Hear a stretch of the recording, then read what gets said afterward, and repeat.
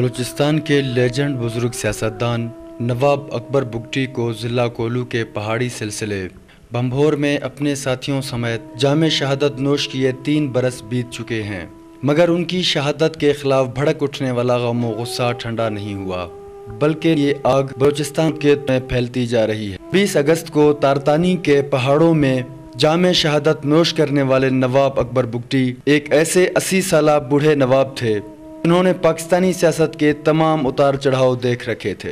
1947 کو Quetta town hall میں پاکستان میں شمولیت کے حوالے سے منعقد کیے جانے والے ریفرنڈم میں مرکزی کردار رہے۔ بعد ازاں بلوچستان اسمبلی اور قومی اسمبلی کے متعدد مرتبہ ممبر بھی منتخب ہوئے۔ بلوچستان کے وزیر اعلیٰ اور گورنر کے عہدے پر بھی فائز رہے۔ 1992 کو کوئٹہ میں ان کے چہیتے بیٹے سلال اکبر بگٹی کو قتل کر دیا گیا، جس کے بعد نواب بگٹی کوئٹہ چھوڑ کر ڈیرہ بگٹی منتقل ہو گئے۔ بیٹے کی ہلاکت نے ان کے مزاج پر انتہائی گہرے اثرات چھوڑے تھے۔ 20 جنوری کو سوئی میں سندھ سے تعلق رکھنے والی لیڈی ڈاکٹر شازیہ خالد کی آبرو ریزی کا سنگین واقعہ پیش آیا اور اس کیس میں ملزم کی حیثیت سے کیپٹن حماد کا نام لیا جانے لگا۔ نواب اکبر بگٹی نے ملزم کو قانون کے مطابق سزا دینے کا مطالبہ کیا، مگر حکومت ملزم کو بچانے کا فیصلہ کر چکی تھی اور اس نے نئی پالیسی کے تحت گیس پلانٹ کی حفاظت کے لیے کمانڈوز تعینات کرنے کے علاوہ سوئی میں فوجی چھاونی بنانے کا بھی فیصلہ کیا، اور اس کے ساتھ ساتھ نواب اکبر بگٹی کے مخالف قبائل کلپر اور مسوری بگٹیوں کو بھی سوئی میں لا کر بسانا شروع کیا۔ حکومت کے یہ اقدامات نواب اکبر بگٹی کو سخت ناپسند تھے، لہٰذا نواب بگٹی اور حکومت کے درمیان کشیدگی بڑھتی گئی، اور اسی کشیدگی کے باعث 7 مارچ کو ڈیرہ بگٹی شہر اور نواب بگٹی کے قلعے پر درجنوں راکٹ فائر کیے گئے، جس کے نتیجے میں نواب بگٹی کے قلعے میں ایک شخص ہلاک جبکہ شہر میں راکٹ گرنے کے باعث 70 سے زائد ہندو مارے گئے۔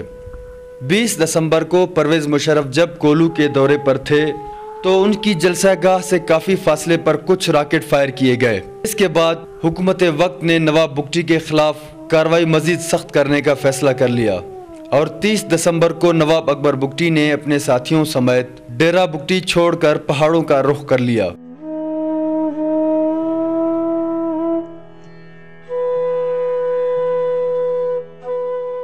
اس دوران انسانی حقوق کمیشن کی چیئرمین عاصمہ جہانگیر سمیت متعدد ملکی اور غیر ملکی صحافیوں نے ان سے ملاقاتیں کی اور انٹرویوز بھی کیے، لیکن نواب اکبر بگٹی نے آخری دم تک پاکستان کے خلاف اپنی زبان سے کوئی کلمہ ادا نہیں کیا، جبکہ 17 مارچ سے پہلے چودھری شجاعت اور مشاہد حسین سید نے نواب اکبر بگٹی سے مذاکرات کیے، لیکن آخر میں یہ کہہ کر جان چھڑا دی کہ اب معاملات مقتدہ درہ کے ذمہ ہیں۔ بالآخر 26 مارچ 2006 کی ایک حبس زدہ اور اداس شام کو بلوچستان کے اس بوڑھے نواب بزرگ سیاستدان جس نے پاکستان کے حق میں ووٹ دیا تھا، غدار قرار دے کر تارتانی کے پہاڑوں میں 40 ساتھیوں کے ہمراہ شہید کر دیا گیا۔ نواب اکبر بگٹی کی ہلاکت کو 3 سالوں کا عرصہ گزر جانے کے باوجود ان کی ہلاکت اور تدفین ابھی تک مہمہ بنی ہوئی ہے۔